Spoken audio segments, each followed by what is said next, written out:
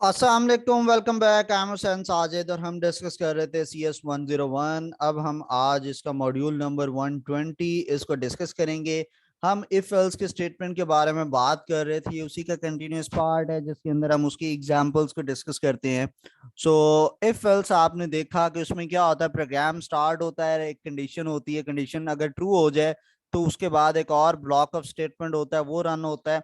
Basically दो blocks बनाए होते हैं, एक इफ का होता है और एक एल्स का होता है। इफ के साथ कंडीशन होती है, अगर वो इफ के अंदर जो ब्रैकेट में कंडीशन है वो ट्रू हो तो वो इसका इफ वाला यस के बाद इफ वाला प्रोग्राम का जो भी ब्लॉक होगा वो रन हो जाएगा और ये वाला स्किप हो जाता है एल्स के साथ। जस्ट इन केस ये फॉल्स होता है तो फिर क्या होता है, ये ब्लॉक स्किप होता है और ये वाला रन हो जाता है। फॉर एग्जाम्पल ये हमने पिछली वीडियो के अंदर भी इसको डिस्कस किया, अभी हम इसके बारे में दोबारा से बात करते हैं कि int number is equal to 5।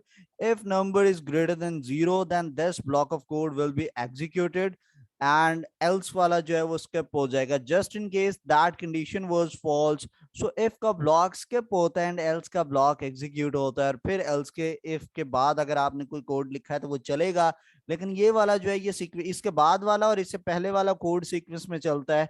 ये जो कंट्रोल स्ट्रक्चर्स होते हैं इसको हम करते हैं कि वो एक सीक्वेंस को आल्टर करने के लिए, उसको चेंज करने के लिए, जो चीज एक रिदम में चलती है हम उस रिदम से नहीं चलाना चाहते, हम उसको बीच में गैप्स के साथ काम करवाना चाहते हैं, तो फिर हम इसको यूज करते हैं।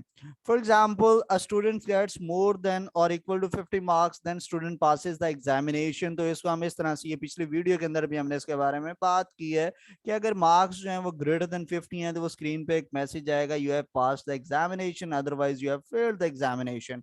सो सपोज एक यूनिवर्सिटी है, वो एक स्कॉलरशिप देना चाहती है स्टूडेंट्स को, तो वो क्या करेगी कि वो कंडीशन देखेगी। क्या कंडीशन है कि अगर वो स्टूडेंट जो है उसका जो CGPA है वो 3.0 से ग्रेटर है, सो इन दैट केस वो स्कॉलरशिप उसके अंदर उसको मिल जाएगी। अदरवाइज उसको कहेगा कि जी आप स्कॉलरशिप के लिए क्वालिफाई नहीं करते। तो आप पहले तो वेरिएबल बनाएंगे CGPA और उसमें 3.5 आपने यूजर से इनपुट ले ली, ये स्टोर करवा दिया। तो अब हमने चेक किया अगर ये जो GPA है ये ग्रेटर देन 3.5 है, 3.0 है, सो इन दैट केस हम स्क्रीन पे डिस्प्ले करवाएंगे कि give scholarship, so else sorry you do not qualify for the scholarship. तो इन दैट केस तो ये प्रिंट करेगा गिव स्कॉलरशिप। लेकिन सपोज यहाँ पे मैं CGPA के अंदर वैल्यू स्टोर करवाता 2.8, तो ये कंडीशन तो फॉल्स थी, तो ये वाला पोर्शन स्किप होता, तो ये एल्स के अंदर जो आपने प्रिंट का मैसेज दिया ये रन होता है। ये एक प्रोग्राम है कि जिसके अंदर आप यूजर से एक नंबर लेंगे और फाइंड करेंगे कि क्या वो नंबर इवन है या ऑड है यूजिंग इफ एल्स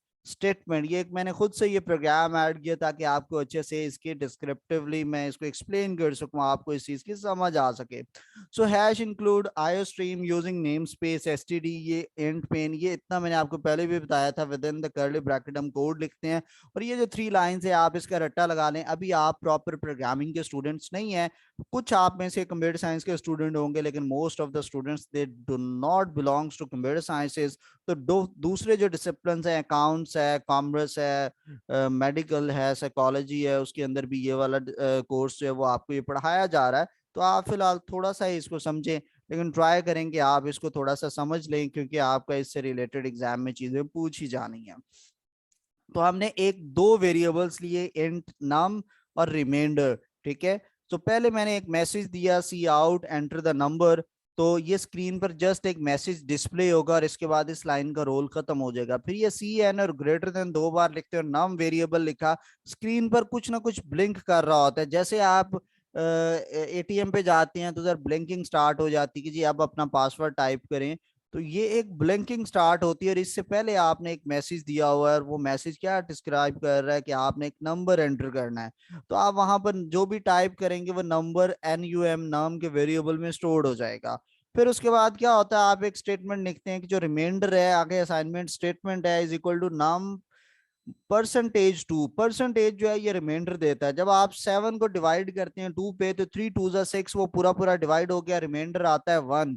वो जो 1 आता है जब आप परसेंटेज का साइन लिखते हैं तो वो आंसर 1 आता है और वो रिमाइंडर के वेरिएबल में स्टोर हो जाता है।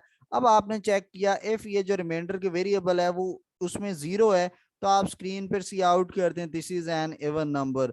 अगर वो आपके पास 0 नहीं आता, एल्स अगर वो रिमाइंडर नॉट इक्वल टू 0 है तो आप कहेंगे this is an odd number. ठीक है, सो इस तरह से आपको ये प्रोग्राम रन होता है। ये इसको मैंने फ्लो चार्ट में लिख दिया, इनपुट नंबर करेंगे, उसके बाद ये कंडीशन है, अगर ये इक्वल इक्वल जीरो है, अगर यस है तो वो डिस्प्ले करेगा, इवन नंबर फॉल्स है तो वो डिस्प्ले करेगा ऑड नंबर, फिर प्रोग्राम एंड हो जाएगा। अब मैंने ये इसको रन किया, दो एग्जाम्पल्स मैंने दिया, मैंने 33 दिया तो उसने इसको 2 पे डिवाइड किया, 16 टू जा 32, 1 रिमाइंडर आता है तो वो तो जीरो के इक्वल नहीं है, तो ये आंसर मींस नो। तो वो स्क्रीन पे डिस्प्ले उसने करवा दिया, this is an odd number. फिर मैंने 66 एंटर किया, इसको आप ये कंडीशन इस पे भी चेक करोगे, 2 पे डिवाइड किया, वो आता है 33 और रिमाइंडर तो जीरो बचा, पूरा पूरा डिवाइड हो गया, सो रिमाइंडर जीरो आया, यस रिमाइंडर इज जीरो, तो वो स्क्रीन पे डिस्प्ले कर देगा even number, this is an even number. So that was the practical example how if else works. If there is still confusion, you can contact me on this WhatsApp number, or you can text me on Instagram और Facebook. इंशाल्लाह next video में आपसे मुलाकात होती है, अपना ढेर सारा ख्याल रखिएगा, अल्लाह हाफिज।